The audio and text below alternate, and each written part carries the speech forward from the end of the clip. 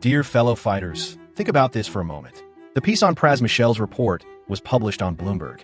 Bloomberg is a friend of Wang Qishan's. I heard that Bloomberg consulted many people before reporting, but Wang Qishan actually let him publish it.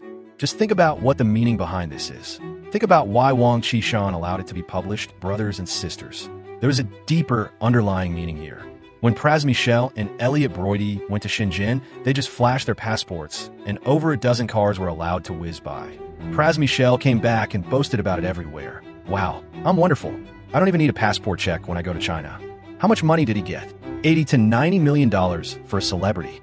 That's the money spent on deporting me. In all the single bribes in American history, especially to a celebrity, including the single bribe of Higginbotham. This case was the first time in history that a Department of Defense lawyer or an officer was bribed by a foreign country.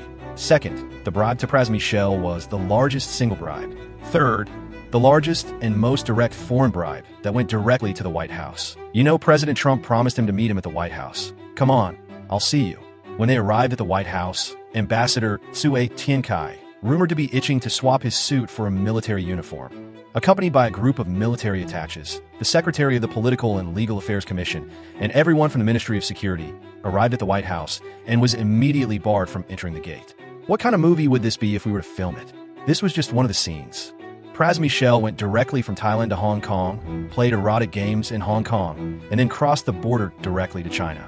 And then Wang Qishan, China's number 2, was smoking a cigarette, surrounded by a bunch of beautiful girls.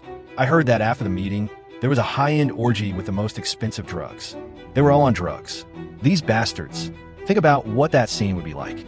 If we were to film this, how many attorneys general and deputy attorney general would have been to the Chinese embassy to meet with Tsui Tiankai? Tsui Tiankai had to stop doing his duty.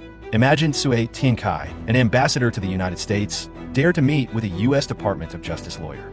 Just imagine how audacious and ignorant he was.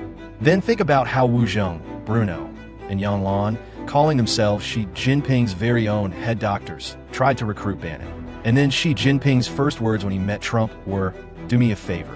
Please do me a favor. Everything is not important. Only one thing is important. Send Miles go back to China." The translator was completely stupefied. Someone told me that I can verify this with Bannon. Even Trump was stupefied. In 2017, Xi Jinping met with Trump and said, "Do me a favor. Can you do me a favor? Get Guo Wengui back to China." The translators on either side were stupefied. Think about Elliot Broidy, Steve Wynn, and Michel. He's a singer, but was also a broker for President Clinton, President Obama, and First Lady Obama. They were powerful figures who had access to the White House and frequently visited. Think about all of these powerful figures working together against me. During that time, I still live stream to you every day. If I was scared for even a second, I'd not be a human. If I was scared for even a second, I'd not be a human. In the end, it was Secretary Sessions, Matt Pottinger, Attorney Chris, and Mr. Bannon who took care of it. But that was only one part. You don't know the first part, and you have no idea what the second part is. It got even more intense in July. I have many stories and haven't told yet.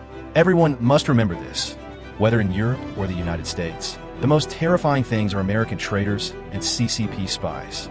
Unless these people are annihilated, they will always be a scourge to humanity. Fellow fighters, please carefully read every single word in this report about Michel. Only then will you be worthy of participating in a whistleblower movement that showed our achievement, courage, and value. It is also the best example of our unwavering commitment to truth. Did any of the past event or fact prove that whatever I said was falsified?